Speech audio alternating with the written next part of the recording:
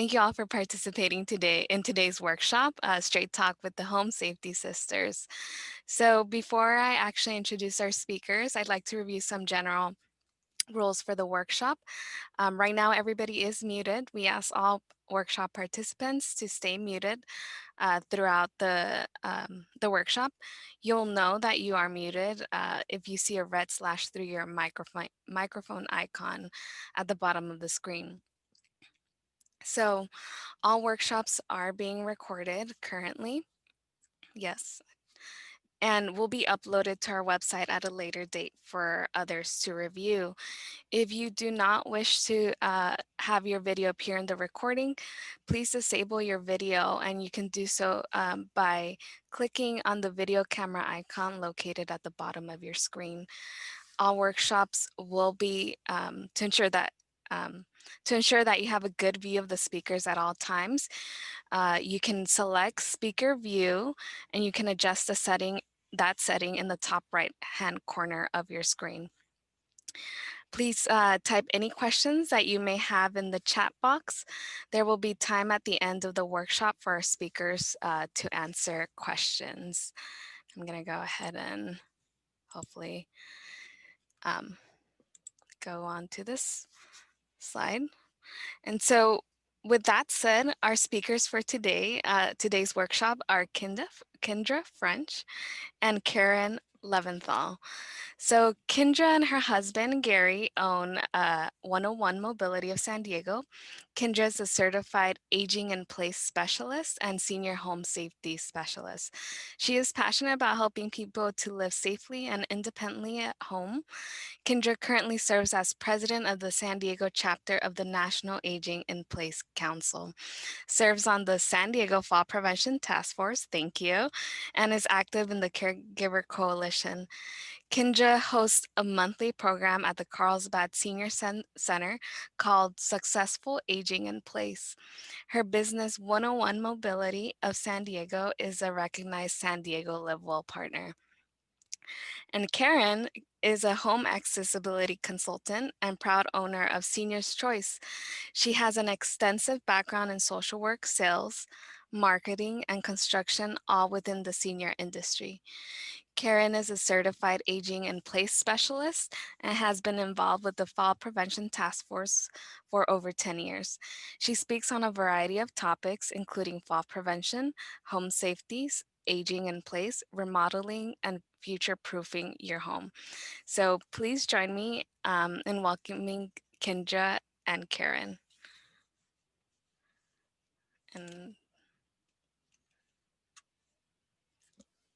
And you're gonna have to unmute.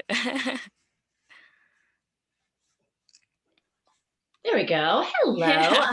I'm Kindra, and I'm so happy to be here with you today, along with my cohort in crime, Caryn Leventhal. This saying really stood out to us as the hallmark of what we want to share with you today. The famous Groucho Marx once said, "An ounce of prevention is worth a pound of bandages and adhesive tape." And both Caryn and I, in our experience in helping people make their homes safer, have found that so often people don't call us until there's been an incident. And many times those are incidents that could have been prevented. So again, if we can just encourage people to take the steps proactively to make their home environment safer, to reduce their risk of a fall, it's going to go a long way to prevent a lot of heartache, injuries, and just bandages and adhesive tape. So I just thought that we thought that this saying was a really appropriate way to begin our time together, because this is really our goal. We want to help you to reduce your risk of an unfortunate incident in your home. And so that is our goal for today. Next slide, please. Yeah. So, hi everybody, I'm Caryn Leventhal. It is great to be here with my partner in crime, my other safety sister, Kindra French. And what we really want to talk to you about and ask you, and something for you to think about yourself through this presentation, is what is it really worth to you is what's more important? Is your time more important? Is the money more important? Or is your independence the most important thing? Because when people always say to us, well, I don't really need this, or I'm not ready for that. And I always say again about the whole idea of prevention is that it's better to have it and not use it than not have it and really need it. Because in the long run, you are going to save time and money. My history, as I was a social worker back in the day in a nursing home, and I used to see people after the fall, is what I call it. And that's when, where no one wants to be. Nobody wants to have their life changed that dramatically that they're living in a nursing home, whether it's temporary for rehab or whether it ends up being full time because of circumstances. And unfortunately, that was the story I was living with day in and day out as a social worker in a skilled nursing home. So it really brought it home for me as to what the importance or the priority of what's important. Is it time, money, or your independence? Next slide, please. Yeah. Hey, Caryn, I want to interject real quickly with a quick story of something that happened to a friend of mine actually yesterday. And this is going to reinforce really what we're talking about, how if we prevent a fall, it's going to prevent a lot of heartache. A friend of mine posted yesterday on Facebook a photo of his mom. And he shared the story that on this past weekend, his mom was at home, had a fall, hit herself on her head on the counter, and had a concussion as a result of that. She then lapsed into a coma, had 3 bleeds on her brain, 2 of which were able to be controlled, and the third one killed her. Oh my She God. passed away as a result of a fall in her kitchen. And so when we talk about the loss of independence, this is truly a life or death thing. And my heart goes out to my friend and his family because this is such a sudden, devastating thing for something that could have been prevented. So our goal today is to help those of you who are listening and your loved ones not to fall victim to something like that, because it's truly heartbreaking. Back to Caryn. Okay, next slide, please. Thanks for that scared straight story. My goodness. Sorry. I'm sorry to hear about your friend, though. I mean, it happens all too often. So this is not as extreme as Kindra's story, but this happened to us actually. So on the right side is a picture of my lovely foot in a pink cast and with a cast cover. About 6 years ago, I had 3 stress fractures in my foot. They happened suddenly. I have no idea how they happened. And I started out with a nice little boot, but didn't really follow what the doctor told me. So I ended up with a cast. Then I ended up back on a boot, and then I ended up back in a cast because I didn't really pay attention to what the doctor said. I had to work, I was busy, I had to drive places, life went on. But let me tell you, it really interrupted my life for months. Now, this was just a little 3 stress fractures in my foot, but it really, really impacted my life. I lived in a 2-story home. In order for me to go up and down, I would have to go on my butt, is what I decided to do, up and down the stairs. I kept a handy knee scooter, like the other picture of Kindra on the left side. I had a handy knee scooter that got me around the downstairs of the house. I had to reorganize the furniture, make sure that I could get from floor surface to floor surface, make sure that the items were out of the way. And then to get upstairs, go back up on my butt. And then I would keep a pair of crutches upstairs that I can utilize only in the upstairs. And I would just hop along over to my bedroom. And in my bedroom, I'd go to the bathroom, bedroom, bathroom, bedroom, bathroom. And that would be the extent of it. If I forgot something upstairs, it was not good. And I would just leave it up there unless someone else was home to help me get it. But that up and down going to the bathroom was such a problem. In addition, my house was not retrofitted whatsoever or accommodating for accessibility at all. I had a bathtub. I couldn't get my cast wet. As you can see, I had a cast cover on it so that when I did get in the shower, I didn't have grab bars. I didn't have anything. I wasn't prepared. And this happened 5 years ago. I was in my 40s. You don't think about these things in your 40s, your 30s, your 20s, your 50s. You don't want to think about these things because they won't happen to you. They happen to my Kindra's mother's or friend's mother, but not to myself. But the reality is it happens to anybody. It could happen at the drop of a dime. And so just those little differences in my life, I really learned firsthand that what can happen really does make a difference and really does impede your life in different ways. So I know Kindra had similar experiences. I know we shared a knee scooter story one or two before. So why don't you explain about that picture, Kindra? Yeah, so a few years ago, I had the first broken bones of my life. It was 2 toes. And I was shocked to realize how 2 little broken toes could impact my life. This was a real eye opener for me because we serve people who are recovering from injuries or dealing with health issues all the time.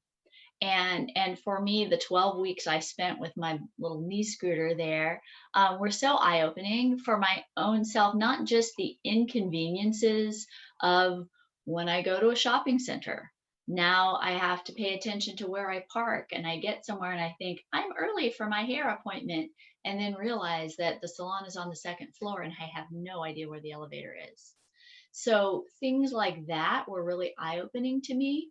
But what I found when it talks about that loss of independence, I realized how fiercely independent I am. So, for example, I was at a meeting, we had a buffet breakfast, and I'm going through the buffet line with my little knee scooter, balancing my phone, of course, my plate of eggs, and trying to pour myself some juice and roll along. And someone said, "Oh, can I help you with something?" The first thing out of my mouth is, "No, I've got it." I didn't have it. I was about to spill juice all over myself and the person in front of me.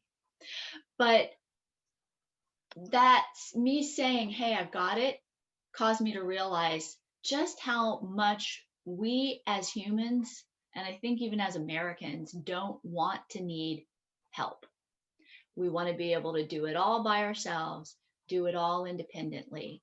And unfortunately, as we get older, we do encounter changes in our ability to do things. And things that we could do easily before now become more difficult. And we are stubborn and set in our ways and reluctant to accept help because we value our independence. And so, the things that we're going to share with you today, as far as ways to keep your home safe, are ways to maintain that independence. And they're also little tools and devices that can help you prolong your independence. And so that's kind of where we're going. And these 2 incidents for us, I think, were real eye openers as to, number one, how inconvenient and difficult it can be if your home is not set up properly for a disability or an injury, and also how independence is impacted by these things. And we need to wrap our heads around the fact that there's tools available. Let's use them. And let's go on to the next slide. All right, Caryn, why don't you share about this one? Sure. So true prevention is not waiting for bad things to happen. It's preventing things from happening in the first place. So hopefully you guys see a theme here and see that what we're going to share with you is just things that you could do now, not wait for something to happen, but do it before it happens, because it's going to make all the difference. If in my situation with my foot, now again, it was minor, but if I had grab bars in the shower, if I had a shower seat, if I had a stair lift even, or if I even, could have rented one for the couple of months. If I knew it was going to go on that long, I could have rented a stair lift from Kindra. I could have easily got up and down the stairs, but I thought, oh, it's only going to be like a couple of weeks I'm on this. I could do it for a while, but it ended up being about 6 months. So again, prevention is really what we're talking about here. And the changes we're going to show you are small little changes that add up to a big result. So if you could go to the next slide, Kindra's going to share a little bit about coming into a house. And what we're going to do is look at different places in your house or in people's houses and how we can make small modifications, again, that make a big impact. So Kindra, take it away. Exactly. So your homework today, as you hear our presentation, is to envision what's going on in your own home. So these are examples from clients that we've served, possibly even some of our own homes. We'll see. But I just want to talk about commonly, we live in an area that's fairly hilly. And so very often the walkway to your front door has changes in elevation, whether that's a sloping walkway or in this case, stairs to get to the walkway. So this is a home in Point Loma. And basically you're seeing a 180-degree view. I'm standing in one spot. I'm pointing toward the street in the picture on the left. So there are stairs from street level down into the yard. And then as we continue down that pathway, there's a lovely, garden area and a pathway to the front door with 2 more steps up to a little porch in the front door. Well, for the person who was living in this home, this served her well for many, many years. She has a handrail on one side where the stairs are, and she was able to use that for support. Well, as she approached her late 80s and early 90s, her mobility has changed. And so not only does she need railing on both sides of the stairs, but this pathway, she actually needed something to hold on to for her entire path. And so what we did was, I believe the next slide will show us, hopefully, we installed railings on both sides of the stairs and down the walkway. Just a real quick chat about handrails. Often Caryn and I will go into a home and you see this lovely wood railing along the stairs, but it's super wide and doesn't allow someone to put their hand fully around it. The ADA guidelines for handrails is that they need to be circular and that they need to be 2 inches or less in diameter so that someone can put their hand fully around it. Many of the railings that we see in homes require what's called a pinch grip, and it's just not as secure if you start to slip and fall and you're relying on that rail to save you. It's much more difficult to hold on to a rail that you can't firmly grip all the way around. So when you're looking at the railings and handholds in your home, something that is round in diameter and then you can fit your hand fully around is going to be much safer and easier to use. Okay, let's go on to the next slide. So welcome to my house. This is actually my house. This picture was taken last summer, and our home was built in 1979. And the original walkway to the home, as you can see, was all brick. There are 2 areas on this walkway where there are changes in elevation, and they are very difficult to see. Those are the 2 most dangerous places in my home. So if you look at the photo on the left that says, "Welcome to my house," you can see as the brick walkway goes in front of the house and then turns 90 degrees, there's a single brick height step up. That is the biggest tripping hazard in my home because everything in that area is the same texture, the same shape. There is no visual differential, and that is where people trip at my house. And then you see as you approach the front door, there's another double brick height step up to the porch. So there's a few things that I could do to modify the approach to my home to make it safer for myself and for my guests. Now, the nice thing to do, and it's in our plan for 2021, is to completely renovate our front yard. We've got some trees that are overgrown, and this walkway is going out. But in the meantime, here's what I've done. Number 1, I've added lighting to the areas where I've added pathway lighting all along the path, but especially bright lighting where there are changes in elevation. I've also added a color change. So there's reflective paint, reflective tape that can be added to the nose of any step And that gives a guest coming into my home a visual cue that there's a step there, that there's a change in elevation. So adding lighting, adding a stripe of color to indicate that there is a change in elevation. Those are two very important ways that I can help make this area of my home safer. The other two things that I have done, I actually have a little sign that my daughter gave me that is placed right next to that step that says, "Watch your step." Another visual indicator for someone to be aware that there's a change there.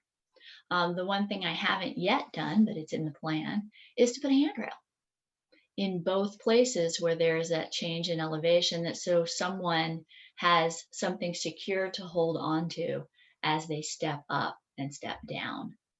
So welcome to my house. Just like everyone else, there are things in my home I need to pay attention to. I've taken some steps, but there's still additional steps that I can take to make this area safe for my guests. One of the things you see in the right side picture, you see my hose sticking out a little bit into the walkway. That's a tripping hazard. So we now have one of those really cute little wind up hose containers. So I no longer have hose spilling out into my sidewalk. And we always make sure that we keep our plantings and our hedges trimmed back so that, again, our walkways aren't encroached on. And one of the things that we've noticed in many of the homes that we visited, we have these cute little plantings that we put in when we move into our homes, and then 50 years go by, and that tree now has large roots that are starting to lift up our concrete walkways. And you find uneven surfaces in a lot of these beautiful homes. So that's something to be aware of as you walk around your property. Make note of areas where there are uneven surfaces, either that were constructed that way, like the bricks in my home, or that are that way because of wear and age of the home, lifted concrete areas or sunken concrete areas that might need to be addressed.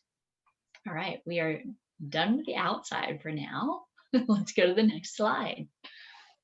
Oh, I guess we're not done. Same images. This is still my stairs, my front entryway with those single brick steps.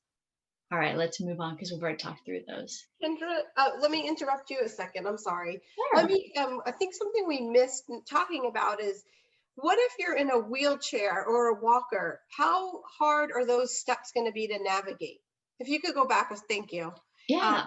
How hard would just getting in and out of the house? Like, let's say there's an emergency, like a fire or whatever, you have to leave the house suddenly and someone's in a wheelchair or a walker. How difficult in your house or in the other house that you were showing, just any house, what are some of the things you need to consider with that?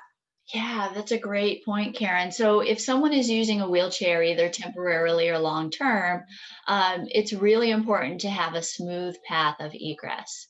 So with my front entry, of course, we have the single brick height step at the end of the walkway, and then the single brick height step up to the porch, and then another about 4-inch threshold to get into my house. So we could make use of small portable ramps to provide a safe path of egress. However, in my case, because this little single step on the bottom right, that's about a 3-inch rise. So to have a safe slope, I need about a 3-foot ramp, which now puts my wheelchair in my garlic plants. And That's so, a problem. yeah, often when we come to a home and we're trying to look at portable solutions, we run into issues like that. So in this case, what I would do is I would build out a little platform that extends that area. Well, what I'm going to do is take the whole thing out and redo it so it's smooth and level. Right. But if I needed to have a temporary solution for this the way it is, I would need to have a platform that extends past that 4-inch step, and then a ramp that comes out basically toward you or toward me in this perspective. So a lot of times it's tricky. You think, oh, I'll just get a ramp. but realizing how long a ramp needs to be to have a safe slope is often surprising to people. The ADA guidelines are a 1:12 ratio. So that means for every inch of rise, you have a foot of ramp. Residentially, ADA guidelines are just a guideline. They're not something that has to be enforced. So sometimes, depending on space constraints, we can do something that's a little shorter, but I'll never do anything that's shorter than a 1:8 ratio, which is about 2/3 of that ADA guideline. Beyond that, it just gets too steep to be safely and easily usable.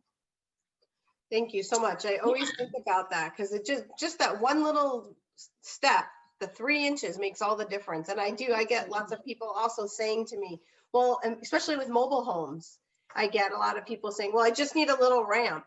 Well, mobile homes are over 20 inches off the ground. So you need about 20, actually more than that, but you need 20 something feet of ramp space. And that always catches people off guard. So it's really an important part, I think. And I do think we need to add this to our presentation, actually, now that I'm looking at it again. Right? I think that's a great idea. Yeah. Okay. Yeah. Next slide again. Sorry. Thank you. No worries. So, talking about changes in elevation, a big one is stairs. So if you live in a home that has multiple levels, there may come a time when the stairs are difficult to navigate. How to know if you're a good candidate for a stair lift is if you find yourself avoiding trips up or down your stairs when you forgot the book that you wanted to read on your bedside table and you say, never mind, I don't want to go back up there. You're avoiding using the stairs because they're uncomfortable or cumbersome to use. That's a good sign that a stair lift or another solution might be beneficial to you. So the problem with stairs is if there is a fall on the stairs, you're most likely falling at some distance and you're hitting hard corners and hard edges. So as far as risk of injury, a fall on the stairs is a high risk of injury. I visited with a client yesterday to assess for a solution for their stairs. And when I walked in, they have a set of stairs, not like these. They're that sweeping kind of spiral rounded stair where one side of the stair is narrow and the other side is wider, kind of a pie-shaped stair. And when I walked into the home, there were orange cones, like traffic cones, on the narrow side of every step. And the reason that the homeowners had put them there is because those stairs were the incident of a fall. And it was because the person was stepping on that narrow side of the stairs, which unfortunately is where the railing is, and had a fall. So the cones are actually there to keep her on the wider part of the stairs. Anyway, let's look at some solutions for problems on stairs. So in this home, we were able to install a straight stair lift. You can see behind you, there are actually 2 flights of stairs. So this person did not need access up that second flight of stairs.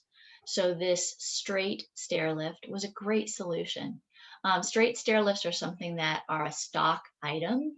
They can typically be installed very quickly and for a minimum investment. The purchase of a stair lift like this is right around that $3,000 mark. If you start adding special power features, then it may go up to about $5,000. These stair lifts can also be rented if someone's recovering from a surgery or an injury and just needs temporary access to the stairs. Let's go on to the next slide. In this example, we have a set of stairs with a 90-degree turn. We have a very narrow landing area at the bottom of the stairs with multiple doors.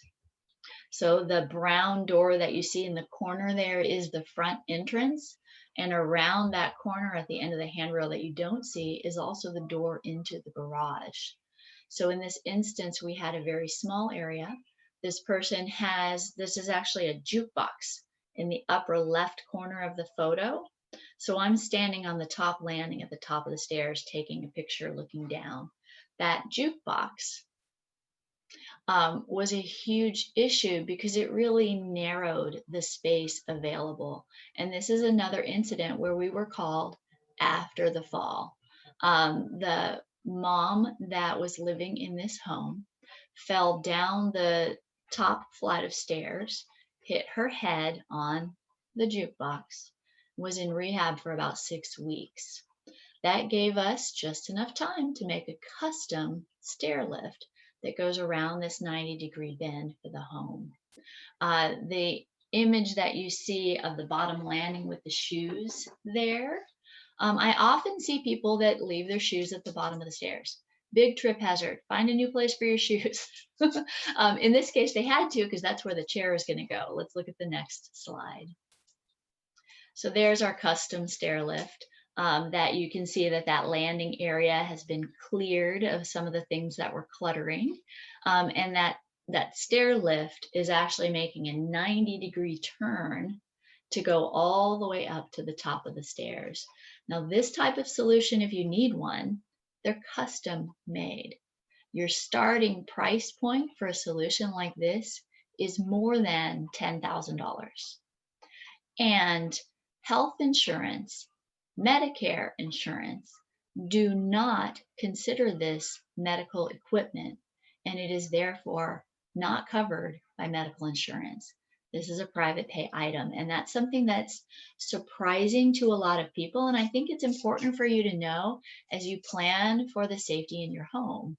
If you think that a stair lift might be needed in your future, you're going to need a plan for that. If you have long-term care insurance, some long-term care insurance policies have a home modification waiver that could pay for some of the solutions that we're talking about today, including the stair lift. All right, let's move on. I have a question before. Sure. Okay. With the stair lift, is that the seat always going to be in the way like that so it's hard for another person to get through the stairs, or does it fold up? Great question. Yeah. So with either a straight or a curved stair lift, the seat, the footrest, and the armrest fold. So that chair will be much more compact. The track is from 5 to 7 inches away from the wall. So really it's about 5 to 7 inches of the stairs that are no longer usable. So for someone wanting to walk up these stairs, and there are 2 people in the household who do walk these stairs, they simply fold the chair and then it's easy to navigate around it. That's a great question. Yeah, also with the custom lifts, you can add features like park stations to get the chair further away from the stairs and the landing to keep that walkway clear. Got it. Thank you so much. Okay, Yeah. Next slide, please. Okay, so I'm going to talk to you about bathrooms. Bathrooms are the #1 place people fall. And one of the reasons is number 1, it's wet. Number 2, there's lots of hard surfaces in the bathroom. So think about your bathroom now, and maybe this does look familiar to you. This was a great big bathroom, which is fabulous that it was great and big. It had carpeting in it, which is not exactly the most hygienic or recommended, even though it's softer than tile floor or wood flooring, but it's not the most hygienic. It had a walk-in shower, or a step-in, I should say, shower. So that shower had at least a 8-inch rise. It was probably more than that, just to step in. And what I do is make sure, or I ask the person whose bathroom it is to show me, how do you get in and out of things? So to get in and out of the shower, the wife would hold on. She was shorter. She would hold on to the towel bar where the blue towels are. She would hold on to that to get in and out of the shower. She didn't have anything to grab on getting in the shower. The husband, who was way taller, he holds on to the shower frame, which it's hard to see in this picture, but the top of the frame, he's that tall. Now, let me just explain to everybody. Your shower door is just that. It's a door. It's meant to open and close. It's not meant to hold you up. So a lot of times people have that false sense of safety by grabbing onto a shower door, whether they're falling or getting in and out of the shower, that it's going to hold you up. It will hold you up, but it's not really meant for that. And if you are going down, it is going to go down with you. So my recommendation a lot of times is removing shower doors. However, in this scenario, they obviously needed to have a shower door because it's a freestanding shower. So that's the shower. And as you can see, there is a grab bar in the shower already on the opposite wall. So that's helpful, and I really appreciated that. Now on the right side of the picture is the bathtub. And I asked the lady who uses the bath, who loves taking a bath. And I asked her, well, how do you get in the bathtub? So her explanation to me, it cracks me up every time I think of it, is she says she gives herself sort of a running start and throws one leg over and then the other, and then plops herself into the bathtub. When she was telling this story, the daughter who was there with me was absolutely horrified to hear, and I was scared to death that she was going to fall. Now, I understand people love to take baths, and that my job is not to tell you, change your life, do it the safest way possible, live in a bubble. That's definitely not what I'm trying to tell you. But what I want to do is show you some modifications you can make to make it a lot safer. So one of the things, thank you, one of the things we did is we put in, let's talk about the bathtub again.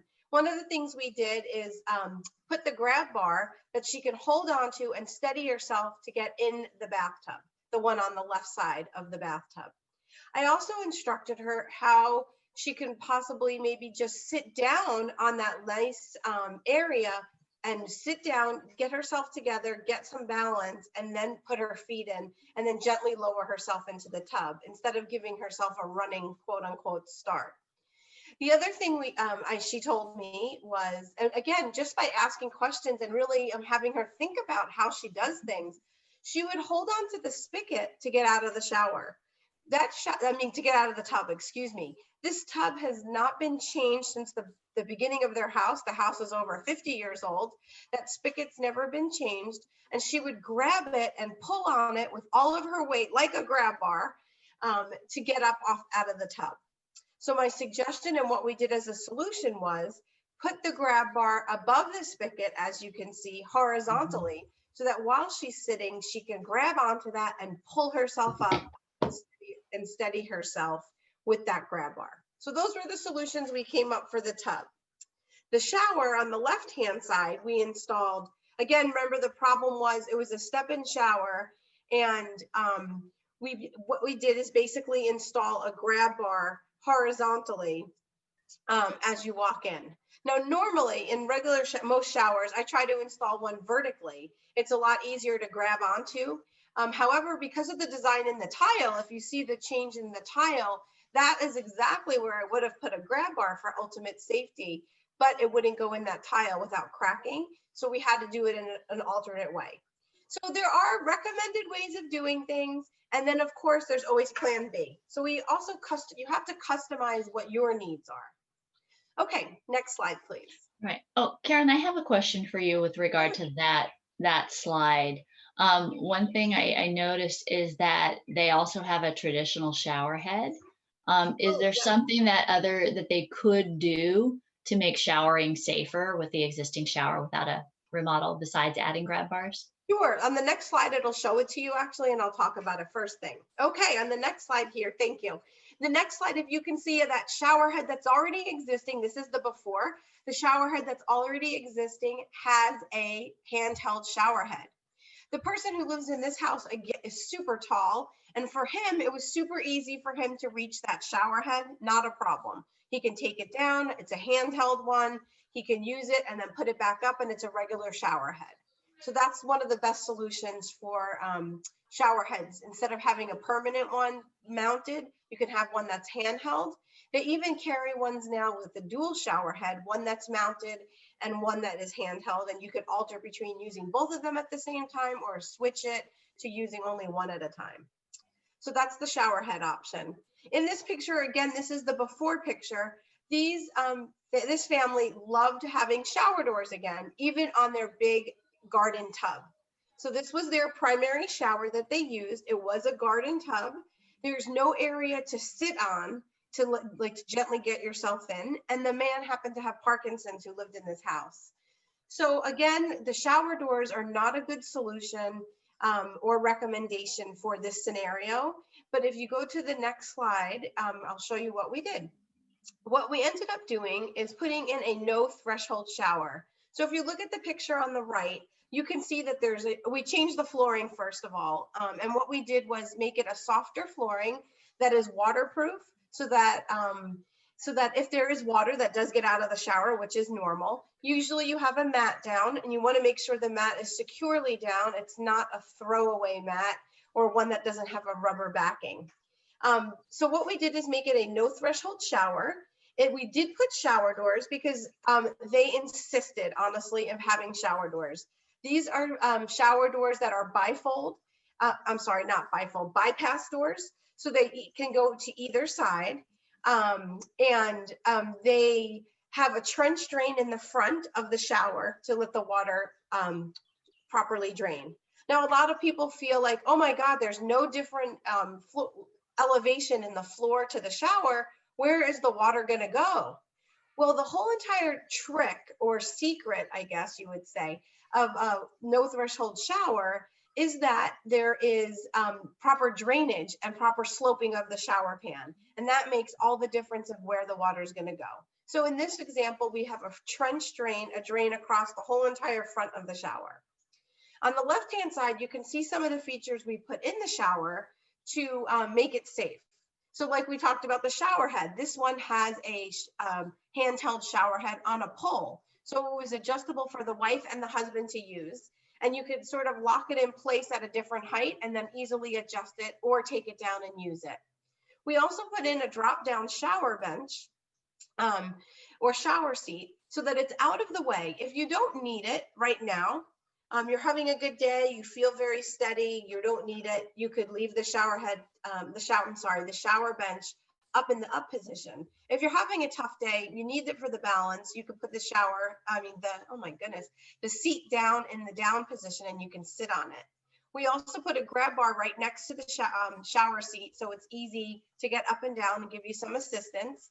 And it already had these built-in shower niches so you can keep your things out of the way. Because a lot of times people have a whole myriad of bathing supplies, shampoo, conditioner, soap, face wash. I know for me, I have tons of stuff just to look this good.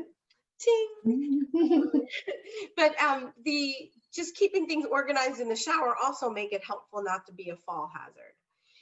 So if we could go to the next slide, that would be great. Hey, Caryn, I do have one quick question for you regarding the shower bench. Yeah. I often have people that ask about installing something like a fold down bench without renovating their entire shower. What are the safety concerns with trying to install a flip down bench like that in a standard shower? Oh, good question. So behind the, and when you're installing any safety equipment like grab bars or the shower bench, you need to make sure there's backing behind the shower. You need to make sure that it's going to be properly secured, that if you do, if you sit down on it, it's not going to fall out of the wall. So a lot of times that does make it a challenge. This particular job was a complete remodel of the shower, so that wasn't a challenge. This bath system is designed to have different attachments or different safety features put in it, so it's fully backed all around it. So that's a really good question. One of the big concerns is, especially with fiberglass showers, is it's very difficult to find the backing and the studs to make sure that it's safe. So that is definitely a concern that you really do want to consult with a professional, whether it's myself or Kindra or anyone else someone who knows, who's a licensed general contractor, who knows what they're doing and knows how safe, what to do and how to do it safely.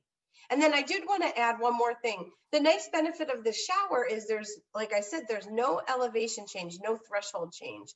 If the person is in a wheelchair, they have chairs called shower chairs that you basically is a wheelchair that could go in the shower, and you can wheel yourself right, or have someone wheel you straight into the shower without any change in elevation. And it makes it super easy and safe for people. So that's why, in particular with this case, The man had Parkinson's, wasn't in a wheelchair yet, but the potential for him to be in a wheelchair was there. Again, thinking for the future, future-proofing your house, thinking about what could possibly happen because of what's going on in your life, what your diagnoses are, or just getting older, or it could be a temporary thing, you just never know. So the no threshold shower is always a great solution. Okay, next slide. So how many of you, again, thinking of the bathrooms in your house or the age of your house, how many of you have a small bathroom like this? This was a client's house. It was a super old house. I'd say the house was at least 80 years old. This was their main bathroom, super small. They already had, they already had a walk-in tub. How many of you out there like to take baths? I know that I do, and I'm sure Kindra does too.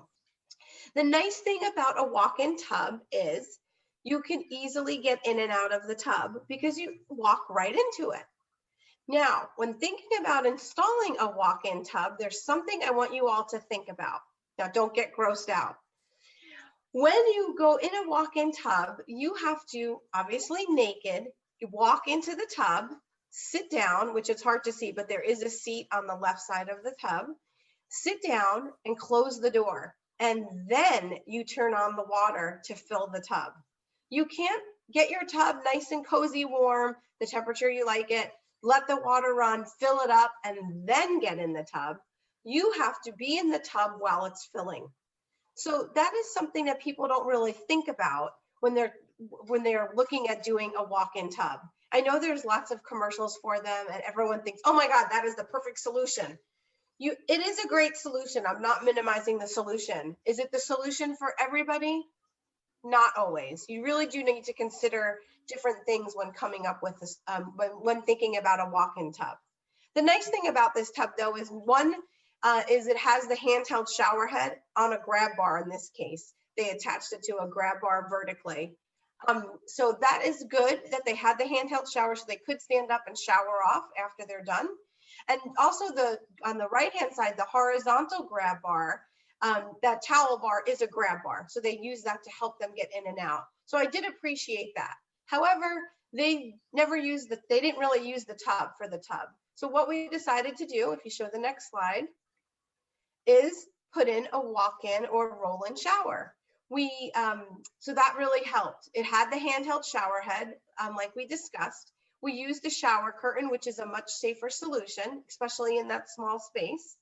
And a lot of people ask me, well, again, where is the water going? Now you can't see the drain in this picture because it's on the left side where the toilet is, but that's where the drain is. It's a left-handed drain.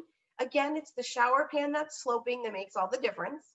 And if you see, there's a color transition, which I love about this. There's the dark wood floors, which are not wood. They're, again, a material that's water resistant or waterproof.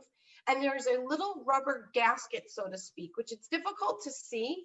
Let's see if I can, yeah, right there. That is a little rubber gasket that can easily walk over or roll over. And that it's a little water blocker, and that keeps the water out. Now, again, this is a very small bathroom. So what we did is we put a pedestal sink, or we could have done a wall-mounted sink, and that'll save a lot of space. And also, a lot of times people don't think about is that if you are in a wheelchair, it's really difficult to be in a wheelchair and then get next to a vanity. Think about all the things you do in front of your sink. It could be shaving, putting on your makeup, brushing your teeth, combing your hair. You do spend a great deal of time in front of the vanity. And if you're in a wheelchair or even a walker, it could be difficult to be there a long time. You'd have to sort of sit sideways, and that's a little uncomfortable, and you'll be doing a lot of twisting, which can cause other problems. So those are the solutions we came up with that bathroom. Next slide, please. Okay, so think about, again, your bathroom. This is a very typical house of the 80s. It has the tub, the nice garden tub, right next to the standing shower. And now it's all taped up because the family here, they had a plan of what they wanted to do with the shower and figured out in their world what they thought would be a good solution. They had a shower bench, as you can see, in the tub, but getting in and out of the tub is still a difficult task. And the bench is just that. It's a bench, but it doesn't have any hand armrests on it. And armrests are always a good solution to push yourself up to get off of a chair, whether it's sitting at your dining room table or whether it's in a shower or a bath. And the also, it doesn't have a backrest, which also makes it much more helpful if you had a backrest. Okay, next slide, please. So what we did with this solution is we took out the bathtub because no one was using it. It was really difficult to get in and out. This man in this house was already in a wheelchair. He was an amputee and just couldn't get in the shower and transfer safely. So we took out the shower, took out the bathtub and made it one big open space. There was so much open space that we were able to put in 2 different shower head systems. As you can see, there's a drop-down shower seat, lots of grab bars for anywhere that was going to make it easier for him to get in and out of the shower. And again, he was in a wheelchair, so for him, the next step was using a shower chair. In the beginning, when he lived in this house, he was able to, or in recent times, he was able to transfer safely, even with the one leg. But as he was getting older and having more and more medical issues, he really just needed to roll into the shower. So you have to think about the space that you have and what you can do to accommodate. Unless your budget is limitless, then we can just blow out the whole entire bathroom and start anew. But in that case, we couldn't. So the next slide, please. I know we're running out of time. Okay, again, quickly to go over, this is another bathroom that the man, he recently had a stroke and this was just not gonna work. He was in a wheelchair. Kindra and I actually worked on this project together. He had to get upstairs, so a stair lift was installed. This was his original bathroom. He couldn't roll under the sink, and he had a tub. So if you can go to the next slide. What we did here again is we did a roll-in shower. We did a higher toilet. We put a grab bar that drops down next to the toilet right here. And this it will drop down and help the man get on and off the toilet. We put a cushioned raised toilet seat. And what we did was we had the space over here between the sink and the toilet that he can park his wheelchair and transfer onto the toilet. Again, the grab bars, the handheld shower, the drop down seat. Here's the rubber gasket so that to do the change in to do the water prevention. Next slide, please. All right, Kindra, take it away. I'm tired. Whew. Yeah, such fun information, right? So we focused on really the 2 biggest areas in the home where falls are likely to produce an injury: bathrooms and changes in elevation, whether it's a single brick step or a full flight of stairs.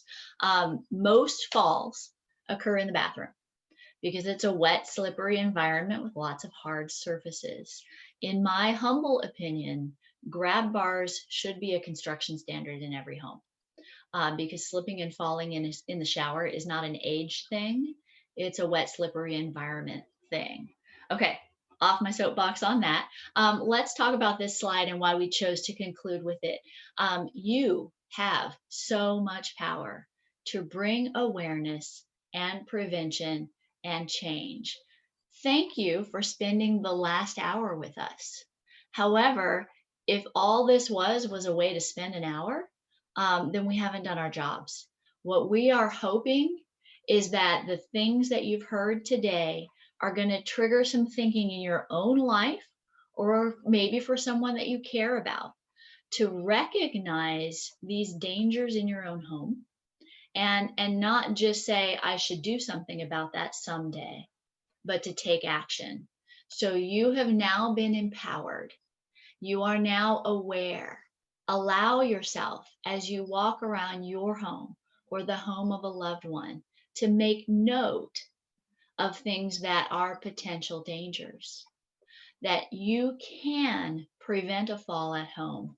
Start with the bathroom, start with places where there are changes in elevation. We didn't talk about the simple things like looking at your floors, and if there's stuff in the floor, pick it up. Make those changes, whether they're larger changes or small changes that are going to make you safer in your own home. And so this quote from Ashley Judd is so important. You do have power. Injury doesn't have to happen to you. Falls don't have to happen to you. You have power to prevent them and power to change the outcome. Let's go to the next slide. So that question, what are you going to do? This wasn't just a fun time for Caryn and I to chat. This was equipping you to make changes. So to quote Nike, just do it. Next. All right. And if you have any specific questions about the safety of your home, Caryn and I are both available for individual consultations. We can do that virtually via Zoom or FaceTime.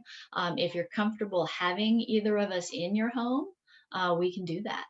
So please, go ahead and take a screenshot, capture our contact information. We are here for you. And I think we have just a few minutes for questions. So if there are questions, we'll try to answer those. If there are questions beyond the allotted time here, please contact us. We're here for you. We're happy to answer. And we're going to pass it back to our hosts.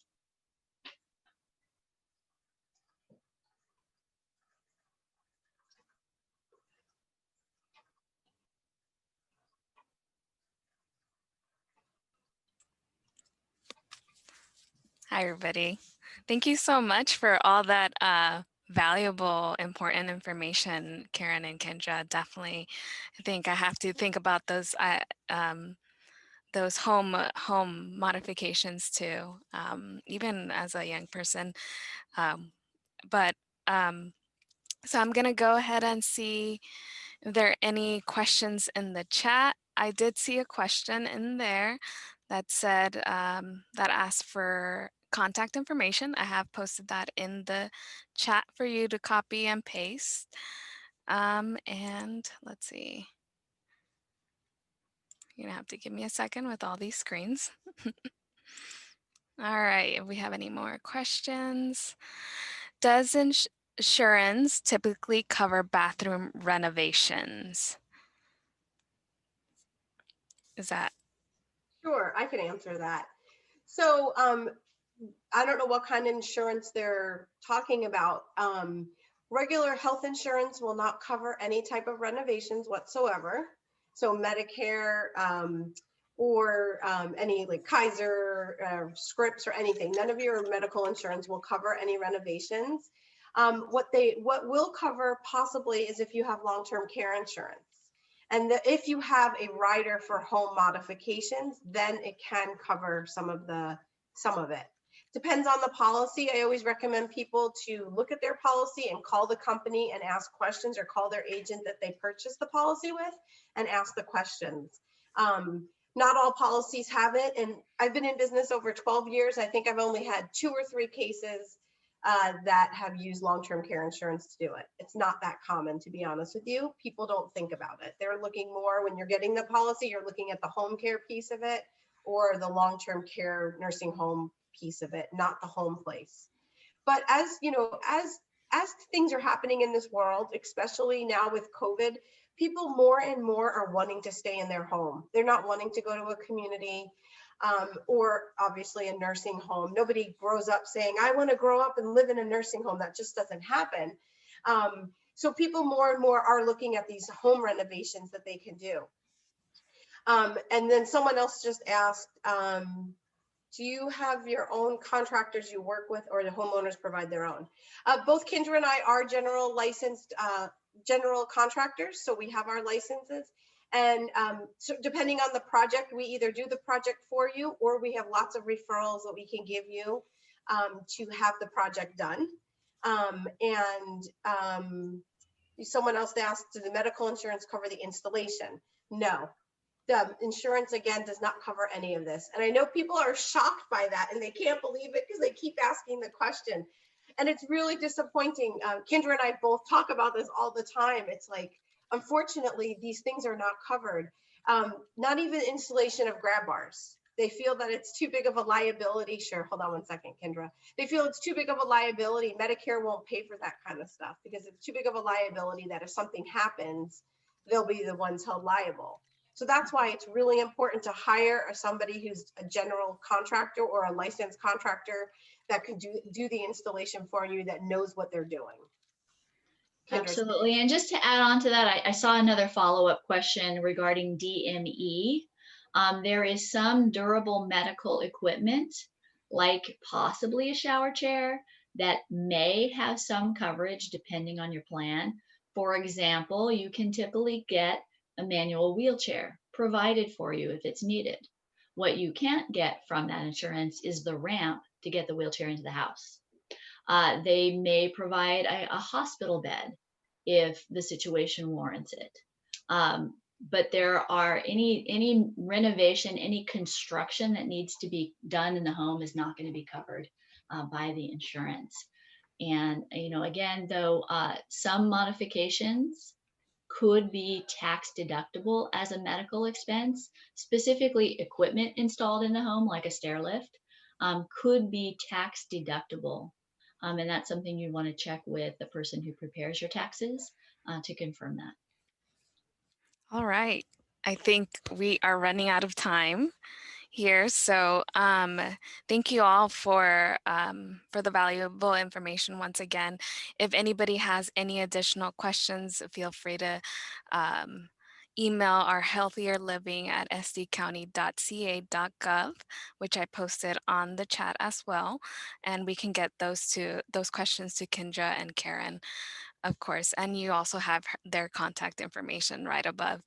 So thank you all for participating. Thank you, Kindra and Caryn, for being our speakers for today. We also encourage you that we're halfway through Fall Prevention Awareness Week, so there are a couple more workshops that you can definitely explore and register if you're interested. And you can find those at www.sandiegofallprevention.org. And so that concludes this workshop. Thank you all for joining, and stay safe.